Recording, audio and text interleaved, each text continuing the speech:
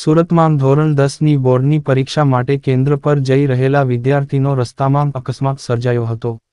વિદ્યાર્થી જે હાથે પરીક્ષા લખવાનો હતો એ જ હાથે ઈજા થઈ હતી.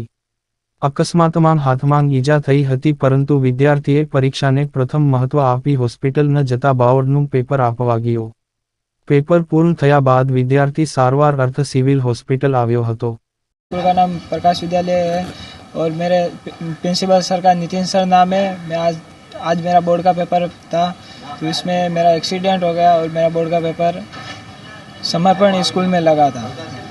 तो मैंने पहले हॉस्पिटल नहीं गया, मैंने पहले बोर्ड की परीक्षा को ज़्यादा महत्व दिया। मेरा भविष्य का सवाल था, इसलिए आज मेरा हिंदी का पेपर था और मेरे को वहाँ पे स्कूल के द्वारा हेल्पर भी मिले।